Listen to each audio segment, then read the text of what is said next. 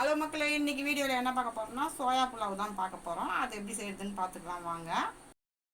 First ஒரு கிண்ணத்தில் வந்து அரை சொம்பு தண்ணி ஊற்றி வச்சுருக்கிறேன். அது கொதிச்ச உடனே நம்ம சோயாவை போட்டுக்கலாம். நம்ம அதுக்குள்ளே வந்து ஒரு கப்பு அரிசி வந்து ஊற வச்சுக்கலாம். தண்ணி கொதிக்க போது இப்போ வந்து சோயாவை போட்டுக்கிறோம். அதுதான் அடுப்பை ஆஃப் பண்ணிவிட்டு 5 நிமிஷம் இருக்கட்டும், அப்புறமா எடுத்துக்கலாம். இப்போ இது நல்லா பெருசாகிடுச்சு. தண்ணியை வடிகட்டிட்டு நம்ம இதை எடுத்து வச்சுக்கலாம். நம்ம வெந்நீர்லேருந்து எடுத்து இதை புழிஞ்சு வச்சுருக்குறோம். 2 ஸ்பூன் போட்டுக்கலாம். 1/4 டீஸ்பூன் மஞ்சள் போட்டுக்கலாம். மிளகாத்தூள் 1 டீஸ்பூன் சேர்த்துக்கிறேன். இந்த சோயாவுக்கு தேவையான உப்பு 1/4 டீஸ்பூன் சேர்த்துக்கிறேன். எல்லாத்தையும் நல்லா மிக்ஸ் பண்ணிக்கலாம். இதெல்லாம் நல்லா மிக்ஸ் பண்ணியாச்சு. இது ஒரு 10 நிமிஷம் போல் ஊறட்டும். இப்போ குக்கர் நல்லா காஞ்சிச்சு. 1.5 ஸ்பூன் எண்ணெய் ஊற்றிக்கிறேன்.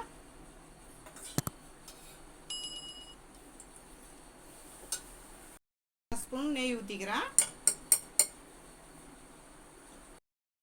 2 பட்டை 3 லவங்கம் போட்டுக்கலாம். அதில் பச்சை மிளகாய் 1 2 கட் பண்ணி வச்சுக்கிறேன். அதையும் சேர்த்துக்கலாம்.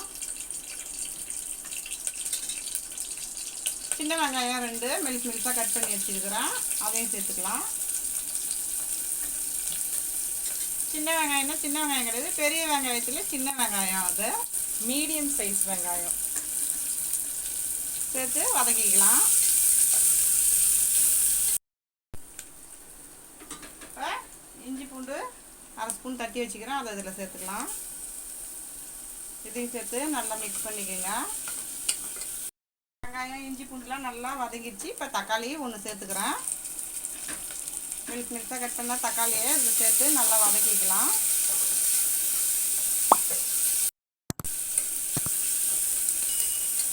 அரை ஸ்பூன் தனி மிளகாத்தூள் போட்டுக்கிறேன். மஞ்சத்தூள் 1/4 டீஸ்பூன் போட்டுக்கிறேன். கரம் மசாலா தூள் 1/4 டீஸ்பூன் போட்டுக்கிறேன். இது எல்லாத்தையும் சேர்த்து நல்லா மிக்ஸ் பண்ணிக்கலாம். இப்போ 10 நிமிஷம் ஆயிடுச்சு. இந்த சோயாவை எடுத்து நம்ம இந்த மசாலாவில் சேர்த்துக்கலாம்.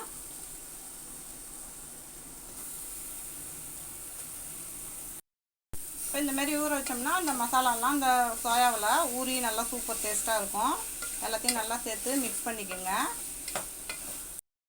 கொத்தமல்லி தழை கொஞ்சமாக சேர்த்துக்கிறேன். புதினா கொஞ்சமாக போட்டுக்கிறேன். எல்லாத்தையும் சேர்த்து மிக்ஸ் பண்ணிக்கோங்க.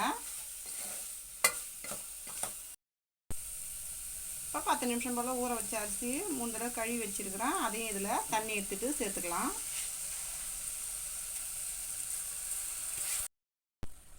இந்த கப்பில் நம்ம 1 கப்பு அரிசி போட்டோம். இதில் வந்து 1.5 கப்பு நம்ம தண்ணி ஊற்றிக்கலாம்.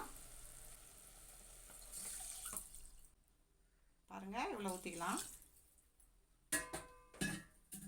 இப்போ இது எல்லாத்தையும் சேர்த்து நல்லா மிக்ஸ் பண்ணிக்கலாம். இப்போ நம்ம சாதத்துக்கு தேவையான உப்பு ஒரு 1/2 ஸ்பூனு போட்டுக்கலாம். ஏற்கனவே நம்ம சோயாவில் நம்ம உப்பு போட்டு ஊற வச்சுருக்கிறோம். நல்லா மிக்ஸ் பண்ணிக்கோங்க.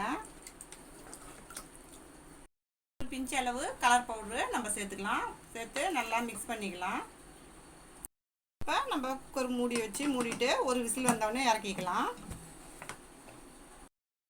இப்போ விசில் தத்தம் அடங்கிடுச்சு. நம்ம எப்படி வந்திருக்குதுன்னு திறந்து பார்த்துக்கலாம்.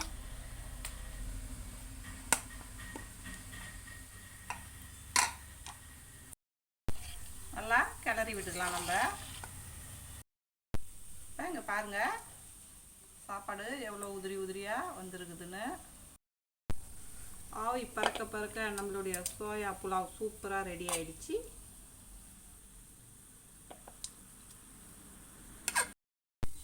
நம்மளுடைய சோயா புலாவ் சூப்பராக ரெடி ஆயிடுச்சு. இந்த வீடியோ பிடிச்சிருந்ததுன்னா லைக் பண்ணுங்கள், ஷேர் பண்ணுங்கள், கமெண்ட் பண்ணுங்கள். மறக்காமல் நம்ம சேனலை சப்ஸ்கிரைப் பண்ணிவிட்டு பக்கத்தில் இருக்க பெல் ஐக்கான் கிளிக் பண்ணி ஆல்னு கொடுத்துருங்க. தேங்க்ஸ் ஃபார் வாட்சிங்.